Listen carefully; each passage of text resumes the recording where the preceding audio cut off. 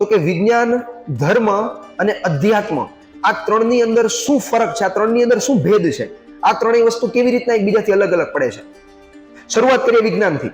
તો કે ભાઈ છેલ્લા તમે ઘણા વર્ષોથી એક વસ્તુ નોટિસ કરી છે, દિવસે ને દિવસે વિજ્ઞાન છે ને, સાયન્સ એને ઘણી પ્રગતિ કરી છે, બહુ બધી પ્રગતિ. જેમ કે હું તમને એક્ઝામ્પલ આપું, જીનેટિક એન્જિનિયરિંગ છે. જીનેટિક એન્જિનિયરિંગની મદદથી લોકો ઔષધિ બનાવે છે અને ઈ ઔષધિની મદદથી કેટલાય પ્રકારની એવી ઔષધિ કે જેના દ્વારા આપણા રોગો દૂર થઈ શકે, જીનેટિક એન્જિનિયરિંગની મદદથી. બીજી વસ્તુ કહું, ઇન વિટ્રો ફર્ટિલાઇઝેશન, જેના દ્વારા ટેસ્ટ ટ્યુબ બેબી કરવામાં આવે અને આ ટેસ્ટ ટ્યુબ બેબી દ્વારા કૃત્રિમ રીતે બાળકનો જન્મ કરવામાં આવે. વિચારજો, કૃત્રિમ રીતે એક મનુષ્યનો જન્મ કરાવવામાં આવે છે, એક વ્યક્તિનો જન્મ કરાવવામાં આવે છે. ઇન વિટ્રો ફર્ટિલાઇઝેશન આ ટેકનોલોજી છે. હજી એક આપણી પાસે ટેકનોલોજી છે, ન્યુક્લિયર એન્જિનિયરિંગ. ન્યુક્લિયર એન્જિનિયરિંગની મદદથી શું કરે છે ખબર? પ્લુટોનિયમ નામનું એક તત્વ હોય, બરાબર છે, જમીનનું ખોદકામ કરતા આપણને મળતું હોય. આ પ્લુટોનિયમ નામના તત્વને તોડવામાં આવે અને તત્વને તોડીને એની અંદરથી એનર્જી, ઉર્જા મુક્ત કરવામાં આવે. તમે વિચારો, સાયન્સ શું શું કરવામાં આવે છે? તો કે પ્લુટોનિયમને તોડીને એનર્જી બનાવવામાં આવે છે, એનર્જી મુક્ત કરવામાં આવે છે. ઇન વિટ્રો ફર્ટિલાઇઝેશન કરવામાં આવે છે. ઇન વિટ્રો ફર્ટિલાઇઝેશનની મદદથી લોકો શું કરે છે? એક નવા બાળકને જન્મ આપે છે. અને જીનેટિક એન્જિનિયરિંગની મદદથી કેટલાય પ્રકારની ઔષધિઓ બનાવવામાં આવે છે. પણ પ્રશ્ન ક્યાં છે ખબર? આજના સમયમાં જ્યારે નૈતિક પ્રશ્નની વાત કરું, હું મૂળ પ્રશ્નની વાત કરું, મનુષ્યના જીવનમાં ઉત્પન્ન થતી મૂળ પરિસ્થિતિઓ, એનો સામનો માણસ નથી કરી શકતો. એ જ પ્રશ્નમાં વ્યક્તિ ગૂંચવાયેલો રહી છે કે નહીં? પોતાના મૂળ પ્રશ્ન, પોતાના જીવનના, પોતાના સંસારિક પ્રશ્નો, એની અંદર માણસ ઉલઝેલો રહી છે ને, એની અંદર ગૂંચવાયેલો રહી છે ને. જેટલો માણસ આજથી 300 વર્ષ કે 500 વર્ષ પહેલા ગૂંચવાયેલો રહેતો હતો ને આ પ્રશ્નમાં, એટલો ને એટલો હજી ને હજી ગૂંચવાયેલો જ છે. એનું કોઈ સમાધાન નથી મળ્યું. સાયન્સ હોય ને, સાયન્સ, વિજ્ઞાન, ઈ તમને ટેકનોલોજી આપી શકે, ઈ તમને ફેસિલિટી આપી શકે, પણ વિજ્ઞાન તમને ભેદ નથી આપી શકતું કે શું સાચું છે અને શું ખોટું છે. વિજ્ઞાન ક્યારે આપણને ભેદ નહીં આપી શકે, શું સાચું છે ને શું ખોટું છે. વિજ્ઞાન ક્યારેય આપણને એવું નથી જણાવી શકતું કે આ ફાયદાકારક છે અને આ નુકસાનકારક છે. એનું તમને એક સબૂત આપું. વિજ્ઞાને દિવસે ને દિવસે બહુ બધી પ્રગતિ કરી છે, બહુ બધી. પણ આટલી બધી પ્રગતિની અંદર તમે એક વસ્તુને નિરીક્ષણ કરો, વિજ્ઞાનની દિવસે ને દિવસે થતી આ પ્રગતિની અંદર તમે એક વસ્તુ નિરીક્ષણ કરો, સાથે સાથે પ્રગતિની સાથે સાથે દુનિયાની અંદર કેટલી બધી નુકસાનકારક વસ્તુ બને છે. જેમ કે ગ્લોબલ વોર્મિંગ, ક્લાઇમેટ ચેન્જ. હા કે ના? વિજ્ઞાને પ્રગતિ તો કરી, પણ વિજ્ઞાન તમને એવું શીખવી શકું કે આ ફાયદાકારક છે અને આ નુકસાનકારક છે. વિજ્ઞાન ફેસિલિટી આપી શકે, એસી આવી ગયા બધાની ઘરે, પણ તમને ખબર છે એનાથી ફાયદો કેટલો થાય છે, નુકસાન?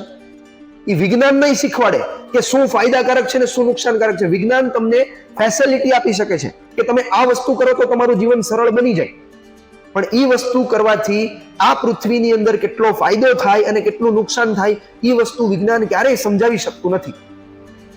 પણ એક વસ્તુ છે કે જે આ તમામ વસ્તુનો ભેદ સમજાવી શકે, અને છે આપણા વેદ.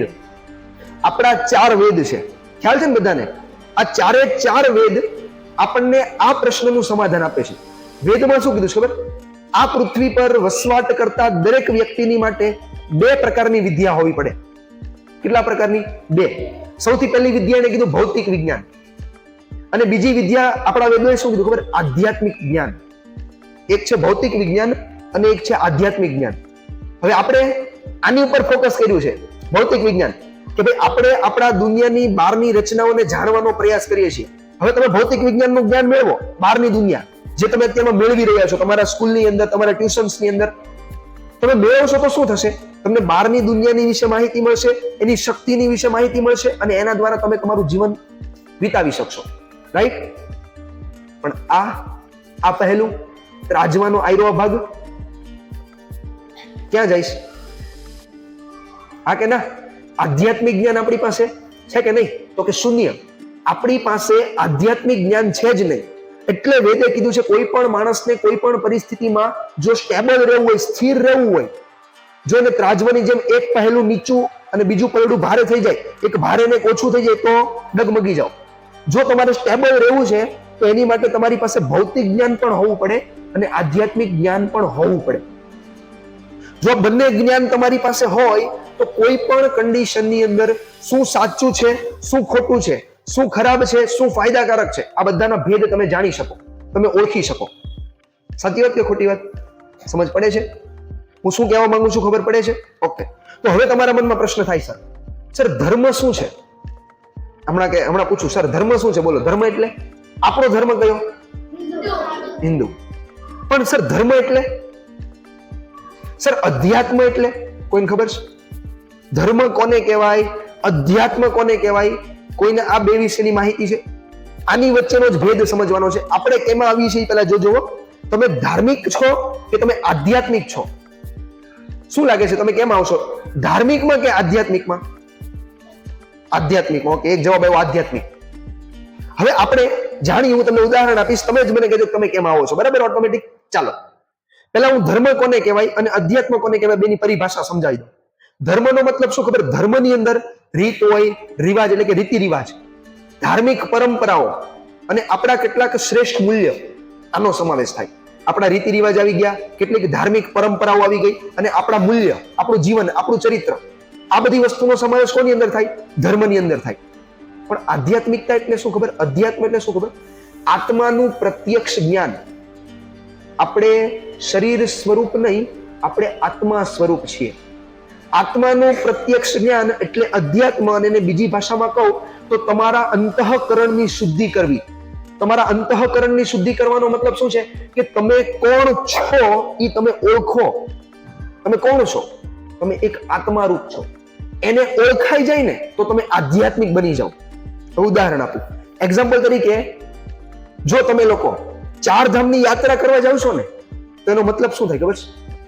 તમે એક ધાર્મિક કાર્ય કરી રહ્યા છો. પણ જો તમે અંદરની યાત્રા પર જાઓ, તમારા આત્માની, તમારા શરીરની અંદરની યાત્રા પર જાઓ, તમે આધ્યાત્મિક બનશો. તમે આધ્યાત્મિક કાર્ય કરશો. જો તમે લોકો ગંગામાં સ્નાન કરો છો તો તમે એક ધાર્મિક કાર્ય કરો છો, તમે ધાર્મિક બનો છો. પણ જો તમે તમારા વિચારોથી તમારી બુદ્ધિને સ્નાન કરાવો છો ને તો તમે આધ્યાત્મિક બનો છો. જો તમે યજ્ઞની અંદર આહુતિ આપો છો, યજ્ઞમાં શું આપી છે આપણે? આહુતિ. તો તમે ધાર્મિક કાર્ય કર્યું છે.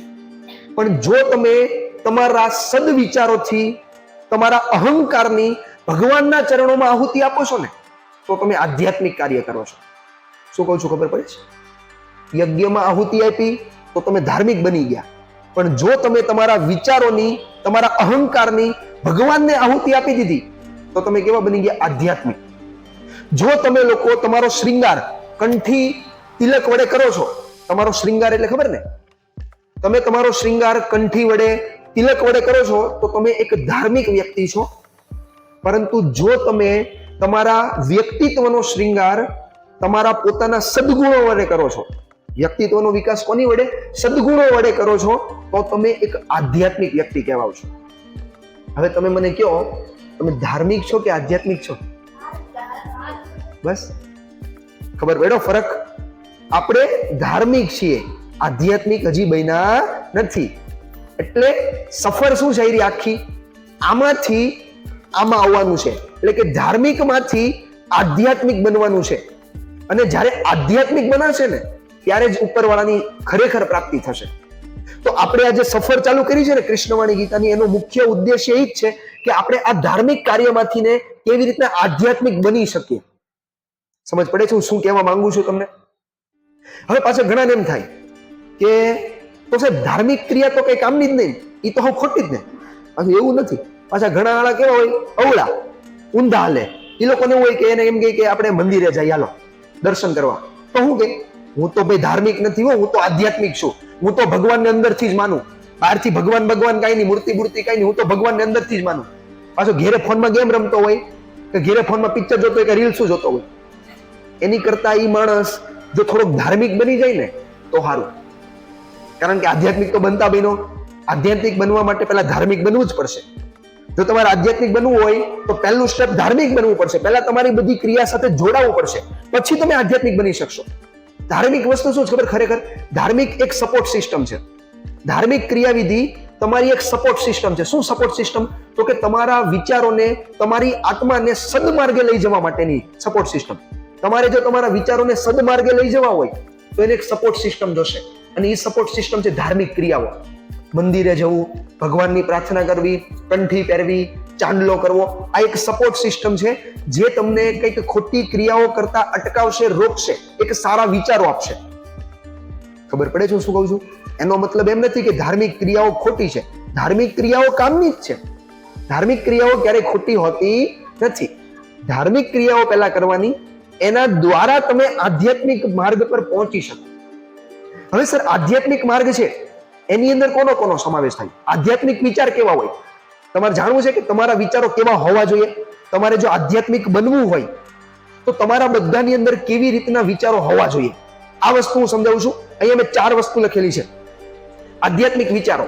સૌથી પહેલું, સેલ્ફ અવેરનેસ સ્કિલ. પોતાની જાતને ઓળખો.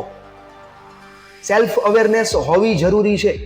સેલ્ફ અવેરનેસ એટલે હું કોણ છું, હું કોણ છું, આ જીવનમાં મારું લક્ષ્ય શું છે, મારું મૂલ્ય શું છે, હું અહીંયા શું કામ આવ્યો છું. પ્રશ્ન થાય, હું કોણ છું? પહેલો પ્રશ્ન, હું કોણ છું ને જાણવાનું છે. તો કે હું કોણ છું? હું કોણ છું? આત્મા. હું એક આત્મા રૂપ છું. અહીંયા મારું લક્ષ્ય શું છે? આ પૃથ્વી પર આવીને મારું લક્ષ્ય શું છે? શું છે?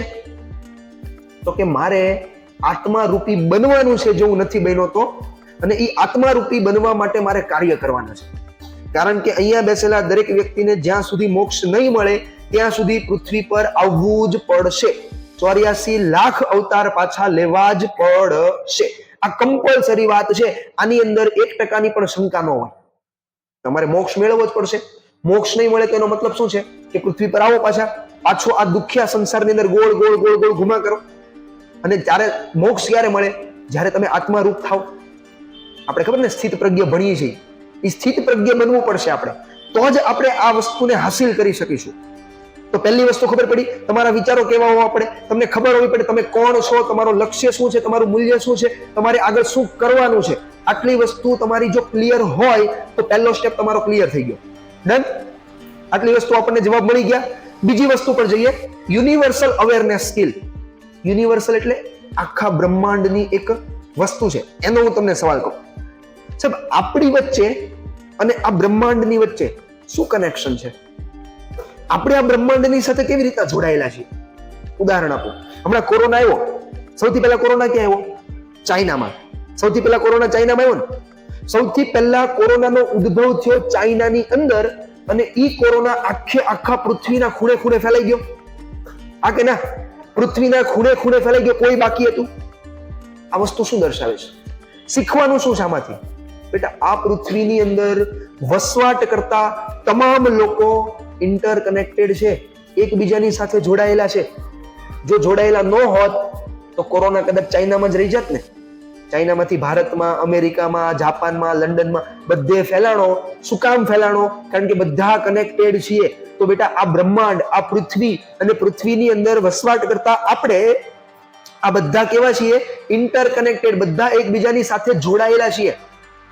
તો આ વસ્તુને સમજવી બહુ અગત્યની છે કે આ બ્રહ્માંડની સાથે, આ પૃથ્વીની સાથે આપણે જોડાયેલા છીએ. અને એનું એક સબૂત છે કે આપણું નિર્માણ જ આ પૃથ્વીનું નિર્માણ જેમાંથી થયું છે ને એમાંથી થયું છે. પંચતત્વ.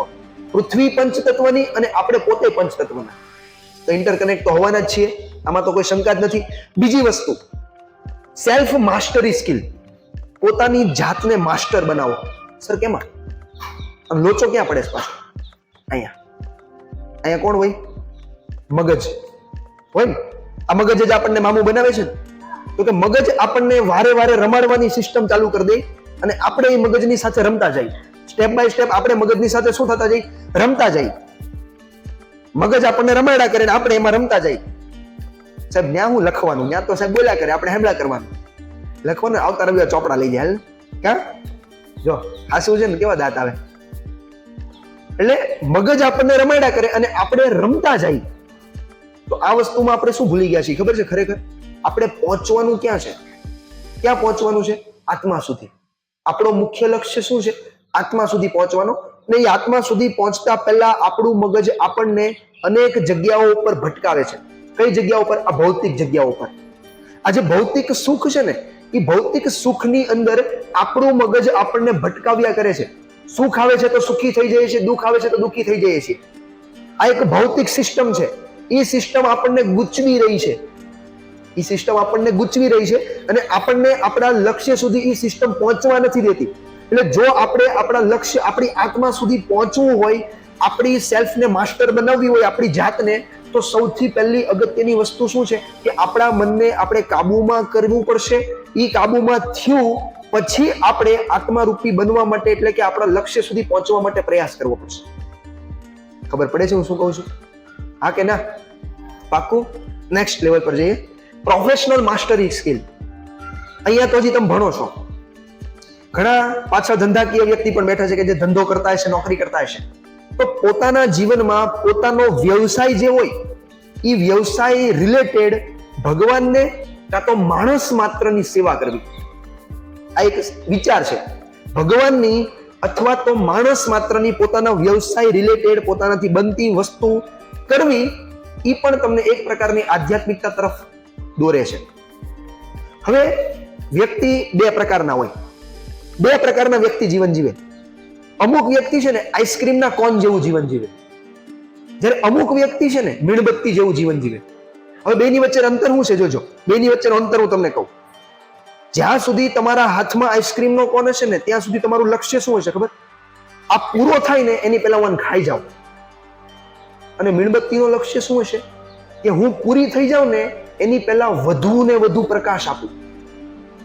ઘણા લોકોનું એવું હોય કે 4 દિવસની જિંદગી છે, મજા કરો, જે થવું હોય એ થાય, ખાના પીના ઓર એશ કરના. અને જે જ્ઞાની માણસ છે એ જાણે છે કે આ બહુ અમૂલ્ય જિંદગી છે, આપણે પ્રકાશ પાથરવાનો છે, આત્મારૂપી બનવાનું છે. તો આત્મારૂપી બનવું એક બહુ મહત્વની વસ્તુ છે. શું કહેવા માંગુ છું એ ખબર પડી વસ્તુ પરથી ને? હા કે ના? તો આઈસ્ક્રીમના કોન જેવું બનવું સારું કે પછી મીણબત્તી જેવું બનવું સારું? પણ આપણો લક્ષ્ય શું છે? આઈસ્ક્રીમના કોન સમાન છે ને, કે હું આને કેવી રીતના જલ્દી ને જલ્દી પૂરો કરું, આ હમણાં પીગળી જશે, કેવી રીતના હું પૂરો કરું. આપણું લક્ષ્ય તો એ જ છે. આપણે ક્યારે મીણબત્તી જેવો બનવાનો પ્રયાસ જ નથી કરતા, કારણ કે આ વસ્તુ બનવી થોડી કઠિન છે.